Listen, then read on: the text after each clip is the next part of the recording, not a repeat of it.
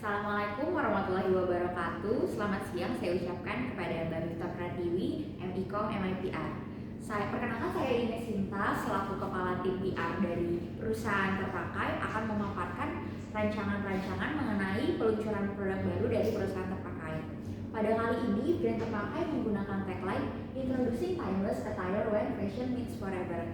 Di sini ada rekan-rekan saya yang ikut juga membantu memaparkan mengenai peluncuran produk ini. Sebelum saya memulai memaparkan materi, izinkan saya untuk memperkenalkan latar belakang dari perusahaan kami. Yang latar belakangi dari brand terpakai adalah dari adanya sebuah masalah mengenai limbah tekstil yang ada sebanyak 33 juta ton tekstil yang diproduksi di Indonesia. Satu ton diantaranya adalah limbah tekstil. Dampak yang diberikan dari limbah tekstil itu menjadikan salah satu penyumbang polusi terbanyak di dunia ini. Jadi terpakai memiliki misi untuk mengurangi limbah tekstil tersebut dengan memperkenalkan sebuah produk slow fashion. Latar belakang dari program terpakai ini adalah perubahan tren fashion dan gaya hidup. Perubahan tren fashion di kalangan anak muda ini sangat menyadari akan pentingnya kesederhanaan, di mana kita semua sebagai anak muda lebih gemar menggunakan pakaian yang sangat minimalis. Selain itu, di gaya hidup, generasi muda ini cenderung untuk mempengaruhi pakaian yang serbaguna. Jadi, kita itu lebih suka menggunakan baju yang bisa di mix and match dengan berbagai macam atasan atau berbagai macam bawahan. Sehingga kita itu tidak perlu banyak berpikir untuk mengkombinasikan pakaian yang akan kita padupadankan. Untuk materi selanjutnya akan dilanjutkan oleh rekan saya, Putri. Terima kasih. Baiklah, perkenalkan saya Putri Anjelasari. Di sini saya akan menjelaskan tentang analisis SWOT. Nah, yang pertama itu adalah slide. Yang pertama itu desain yang minimalis. Nah, di mana produk kami memiliki desain yang sederhana dan juga menarik sesuai dengan tren minimalisme yang sedang populer saat ini. Ini membuat produk kami menarik bagi pelanggan yang menghargai estetika dan juga kebersihan. Yang kedua itu adalah kualitas yang tinggi, di mana kami berfokus pada kualitas produk kami untuk menghasilkan barang-barang atau produk yang tahan lama dan dapat diandalkan. Yang ketiga adalah tidak tergerus dengan zaman, di mana desain yang kami produksi itu tidak akan ketinggalan zaman dan juga berkualitas tinggi, sehingga membuat produk kami tetap relevan dalam jangka waktu yang lama. Baiklah, dan selanjutnya adalah weakness atau kelemahan. Yang pertama adalah persaingan yang ketat. Industri kami memiliki persaingan yang kuat dengan banyaknya pesaing. Ini bisa membuat kesulitan untuk mempertahankan pangsa pasar yang ada. Yang kedua adalah persepsi harga. Beberapa pelanggan mungkin memiliki persepsi bahwa produk kami itu mahal. Hal ini bisa menghambat penjualan kami jika tidak diatasi dengan baik. Yang ketiga adalah kurangnya diversifikasi. Ketergantungan pada suatu jenis produk atau pasar dapat menjadi resiko. Kurangnya diversifikasi bisa membuat kami rentan terhadap perubahan dalam permintaan pasar. Yang selanjutnya adalah opportunities atau peluang. Yang pertama adalah tren minimisme yang berkembang. Peluang besar dari tren minimisme yang terus berkembang, kami dapat memanfaatkan dari popularitas ini dengan terus menghadirkan produk-produk yang sesuai dengan gaya yang kekinian.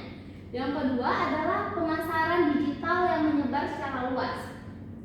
Dengan pemasaran digital yang luas, kami dapat mencapai audiens yang lebih besar dan mengembangkan kehadiran online kami untuk meningkatkan penjualan. Yang ketiga adalah menggunakan kemitraan kolaboratif yang baik dengan pihak lain dapat membuka pintu untuk ekspansi dan pengembangan produk baru. Kemitraan dapat membantu kami mencapai lebih banyak pelanggan dan pasar. Yang selanjutnya adalah threats atau ancaman. Yang pertama itu perubahan tren. Tren bisa berubah dengan cepat. Jika produk kami tidak bisa sesuai dengan tren saat ini, kami mungkin akan kehilangan pangsa pasar yang ada. Yang kedua adalah keadaan ekonomi yang tidak stabil. Ekonomi yang tidak stabil dapat mengurangi daya beli dari pelanggan dan mengurangi penjualan kami. Yang ketiga adalah timbulnya pesaing lain. Pesaing baru yang muncul dapat mengancam pangsa pasar kami dan memaksa kami untuk beradaptasi dengan cepat. Next slide. Selanjutnya, tim kami sudah merancang beberapa rencana program. Yang pertama itu adalah sumber daya bahan baku. Tim kami akan bekerja sama dengan pengepul limbah tekstil, yayasan sosial, dan juga pabrik pakaian untuk mengumpulkan limbah pakaian yang masih layak pakai, di mana limbah pakaian ini akan menjadi bahan baku utama untuk memproduksi produk terpakai. Yang kedua adalah desain dan produksi.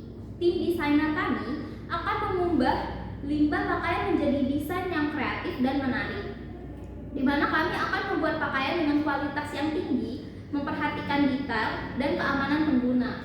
Yang ketiga adalah pengurangan limbah.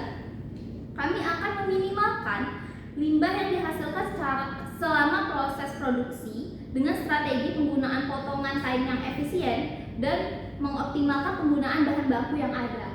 Yang keempat adalah transparansi dan jejak produk. Kami akan memberikan informasi yang jelas mengenai asal-usul dan proses produksi kami. Yang terakhir adalah kesadaran konsumen.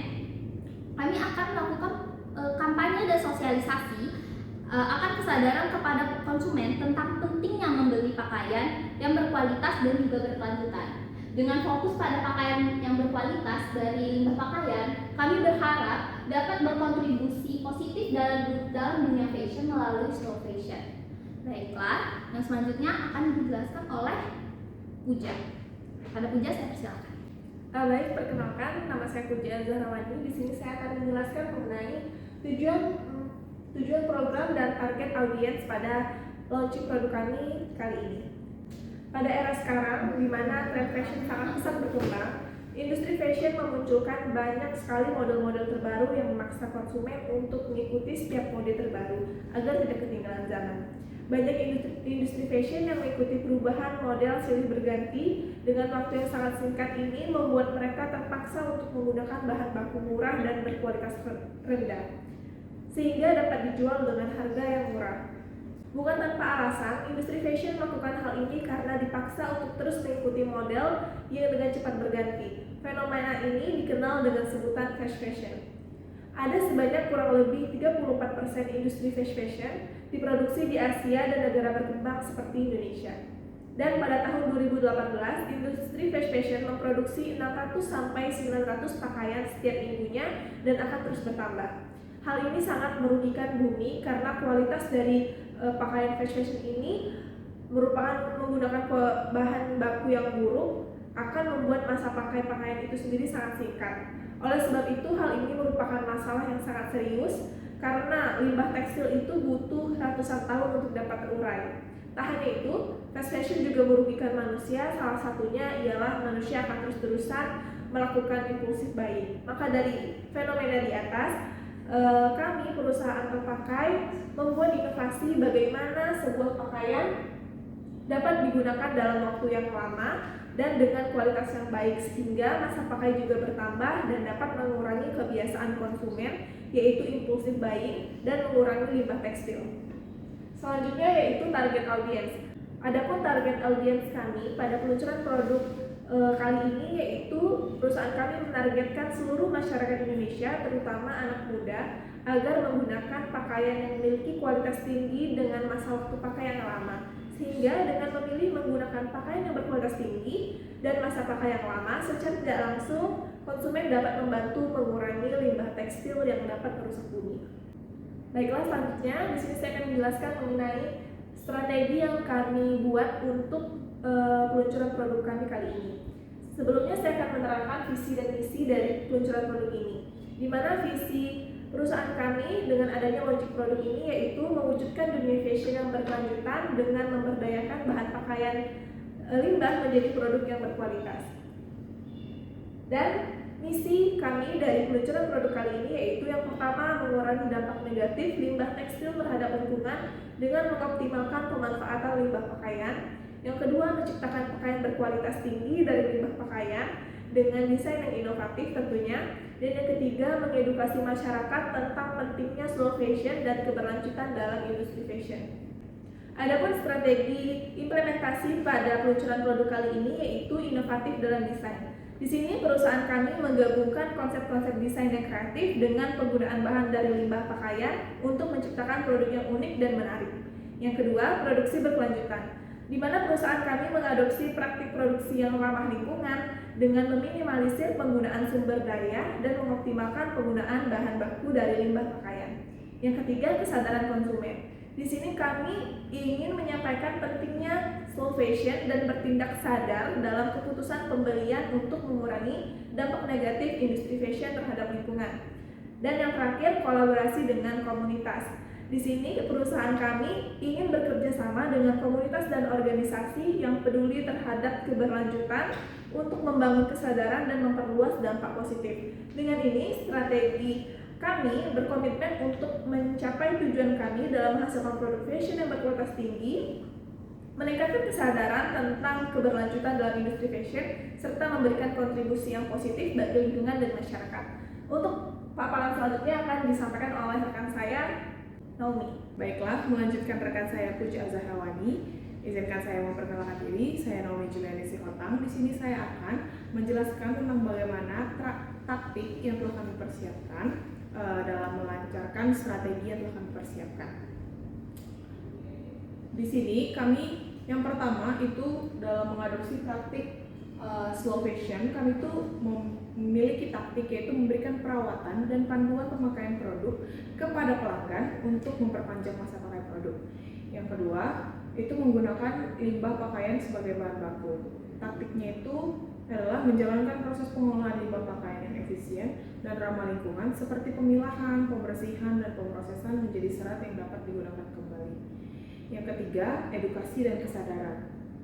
Nah, di sini kami melakukan taktik yaitu dengan mengkomunikasikan cerita di balik brand terpakai dan upaya berkelanjutan kami agar pelanggan merasa terlibat dan terinspirasi.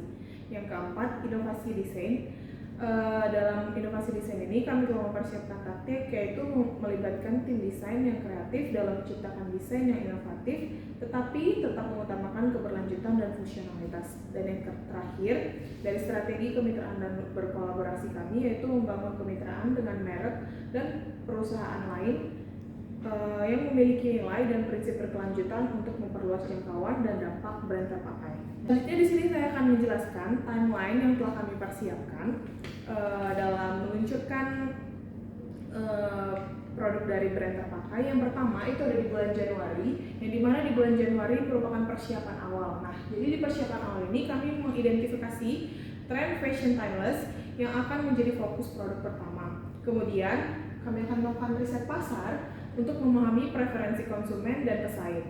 Kemudian yang ketiga, membentuk tim desain dan produksi untuk mengembangkan produk. Kemudian yang terakhir di bulan Januari yang di persiapan awal kami akan mulai bekerja sama dengan pemasok untuk bahan dan produksi.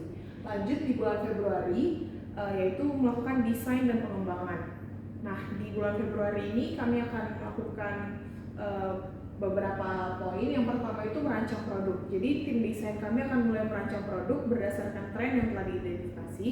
Kemudian kami akan memilih bahan dengan produk berkualitas tinggi yang sesuai dengan visi merek. Kemudian yang terakhir di bulan Februari kami akan mengembangkan prototipe produk untuk pengujian. Lanjut di bulan Maret kami akan melakukan produksi, yaitu yang pertama kami akan memulai produksi dalam jumlah yang besar, dan yang kedua kami akan memberikan jaminan kualitas produk sesuai dengan standar merek terpakai. Lanjut di bulan April yaitu pemasaran. Yang pertama dalam bulan April kami akan merencanakan kampanye pemasaran di media sosial. Kemudian yang kedua menggait influencer atau content creator untuk mempromosikan produk. Kemudian yang terakhir di bulan April kami akan menyiapkan konten visual yang menarik untuk media sosial dan iklan. Kemudian di bulan Mei yaitu peluncuran. Di bulan Mei kami akan membuka pemesanan dengan diskon agar menarik minat. Kemudian juga di bulan Mei kami akan melakukan peluncuran resmi produk, yaitu dengan memperkenalkan koleksi kami yang lengkap di toko offline dan online. Kemudian di bulan Juni sampai seterusnya kami akan melakukan 3 yaitu mempertahankan kehadiran media sosial dan konten berkualitas. Yang kedua, memantau umpan balik pelanggan dan respons pasar. Dan yang terakhir, merencanakan peluncuran produk tambahan berdasarkan tren dan peminatan di pasar. Mungkin itu saja yang bisa saya sampaikan. Selanjutnya akan dilanjutkan oleh rekan saya, Aisyah. Kepada Aisyah, saya persilahkan. Baiklah, perkenalkan, nama saya Aisyah Rifda Taskia. Di sini saya akan menjelaskan Key Performance Indicator atau KPI dari perusahaan terpakai. Untuk penjualan produk, brand terpakai ini menargetkan minimal 500 pieces per bulan. Lalu untuk kepuasan pelanggan, brand terpakai menetapkan minimal bintang 4,8 dalam setiap survei yang dilakukan. Lalu efisiensi persediaan, brand terpakai meningkatkan menjaga rasio ini agar tetap di bawah 20% untuk meminimalkan biaya persediaan. Lalu awareness merek, di sini brand terpakai membuat iklan minimal 5 setiap bulannya. Lalu untuk keberlanjutan produk, brand terpakai memiliki setidaknya 50% produk yang telah bertahan di pasar selama setahun atau lebih. Baiklah, selanjutnya saya akan menjelaskan media target dari brand terpakai ini. Jadi media target ini sangat dibutuhkan ketika perusahaan sedang melakukan peluncuran produk baru. Tujuannya biar apa? Biar perusahaan ini dapat diketahui banyak orang dan masyarakat kalau perusahaan itu sedang meluncurkan suatu produk agar produk tersebut sukses, tidak gagal.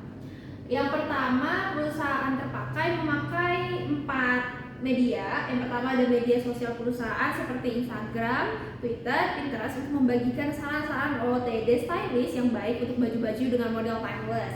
Lalu yang kedua ada situs web. Terpakai memakai situs web seperti Shopee, Tokopedia, Zalora, dan semacamnya, sehingga memungkinkan untuk menjangkau konsumen secara global. Lalu yang ketiga, Google Ads. Jadi brand terpakai ini menggunakan iklan berbayar di mesin pencari Google untuk meningkatkan visibilitas produk ketika konsumen mencari produk sejenis. Lalu yang terakhir, relasi media atau liputan pers.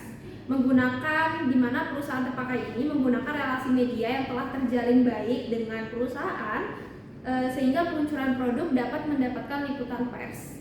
Sekian, terima kasih. Selanjutnya akan dibacakan oleh rekan saya, yaitu Angel Deborah. Baiklah, di sini saya akan melanjutkan pemaparan dari rekan saya tadi, yaitu Aisyah. Perkenalkan, sebelumnya nama saya Angel Deborah Manunung. Di sini saya akan memaparkan terkait budgeting dari launching produk dari perusahaan terpakai dalam sebuah bisnis. Adalah satu hal yang dapat menguntungkan jika kita melakukannya, dan ini dapat dilakukan oleh semua orang. Saat semua persiapan telah siap atau telah selesai, pasti semua owner bisnis akan tidak sabar untuk melakukan launching pada produk.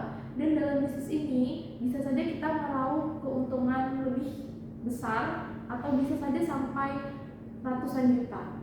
Dan di sini budgeting merupakan satu hal yang sangat sensitif dan sangat penting untuk dipersiapkan dengan sebaik mungkin sebelum melakukan launching produk. Jangan sampai kita ingin membuat launching produk yang sangat bagus, tetapi kita malah memboroskan budget di launching produk tersebut dan tidak memikirkan biaya-biaya yang lainnya.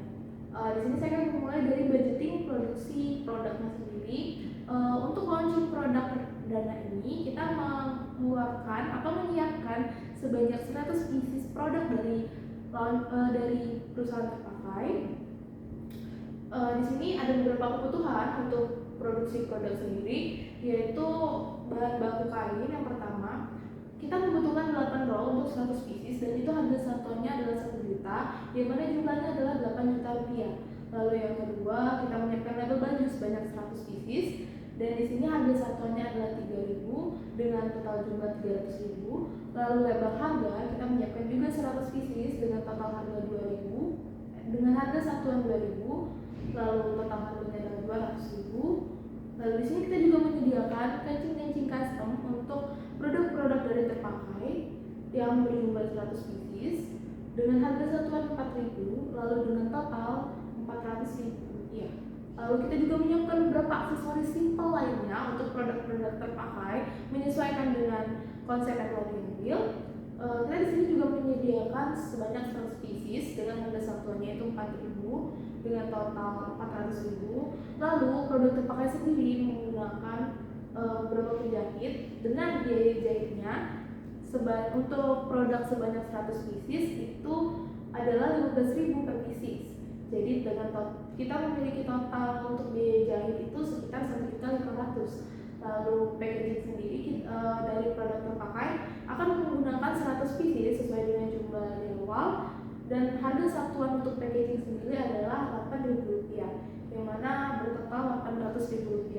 Jadi untuk total budget untuk total produksi produk sendiri total akhirnya adalah 11.600.000. Lalu lanjut ke budget dengan cara launching produk. Di sini kita akan menyewa satu lokasi dengan harga satuan sebesar Rp3 juta. Lalu di sini dekorasi kita memakai hiasan bunga dan tulisan kayu terpakai itu sebesar Rp1.300.000. Lalu perlengkapan dan pameran itu ada panggung, sound system, flooring dan karpet, LCD dan proyektor, musik, sofa dan juga besi siku itu sebanyak Rp9.100.000. Lalu kita juga mengundang pengisi acara, ya ada 2 orang dan kita memberi budget sebesar 1 juta, jadi totalnya adalah 2 juta. Lalu untuk publikasi sendiri kita ada menyiapkan brosur bagi rules dan banner itu sebesar Rp1 juta. Lalu untuk konsumsi sendiri kita ada beberapa konsumsi, yaitu konsumsi untuk panitia berupa snack box dan makan siang, dan konsumsi untuk tamu undangan yaitu snack box, dan itu bertotal sekitar 85 pieces dengan harga Rp1.275.000.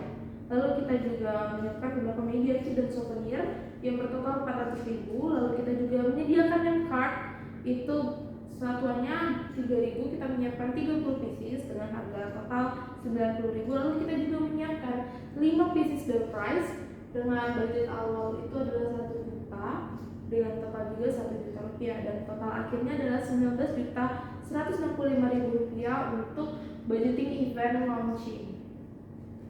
Lalu yang selanjutnya di sini ada rangkaian event dan brand ambassador. Jadi launching produk dari terpakai ini akan dilakukan pada Sabtu 13 Januari 2024 hingga hari Minggu 14 Januari 2024 pada pukul 10 sampai 10 malam, bertempat di Palembang Indah Mall di lantai 2. Dapat kita lihat susunan acara pada hari pertama pada pukul 7 hingga pukul 8 kita akan persiapan para panitia. Lalu dilanjutkan pada pukul 10 hingga pukul 10.15 akan ada kata sambutan dari direktur terpakai sendiri. Lalu pukul 10.15 hingga 10.30 akan ada launching produk baru bersama beberapa brand ambassador terpakai yang akan dipaparkan nantinya siapa-siapa saja brand ambassador dari produk terpakai ini. Lalu pada pukul 10.30 sampai 11.30 akan ada talk show yang membahas terkait produk baru dan brand ambassador terpakai ini.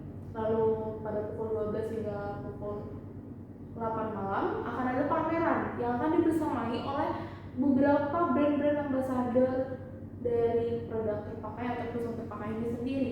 Lalu pada pukul 8 hingga pukul setengah 9 malam akan ada penutup dari MC. Itu adalah rangkaian acara pada hari pertama. Lalu untuk rangkaian acara pada hari kedua kita akan memulai pada pukul 7 hingga pukul 8 itu sama seperti hari pertama, akan ada persiapan dari para panitia. Lalu pada pukul 10 hingga pukul 10.15 akan ada pembukaan dari MC, dan pada pukul 12 hingga pukul 8 malam akan ada pameran juga sama seperti hari pertama. Akan ada pameran yang dibersamai oleh brand ambassador dari perusahaan terpakai sendiri. Lalu ditutup dengan kata penutup dari MC pada pukul 8 hingga 8.30 malam. Untuk brand ambassador sendiri kita memiliki 6 brand ambassador. Yang pertama ada Tasya Parasha, yang kedua ada Jovia Diguna, yang ketiga ada Lizzy Para, lalu yang keempat ada Fadil Jaidi, yang kelima ada Raffi Ahmad, dan yang keenam adalah Nagita Smatina. Mungkin itu saja pemaparan dari saya dan teman-teman terkait rancangan dari launching produk terpakai ini. Itu saja dari saya, terima kasih.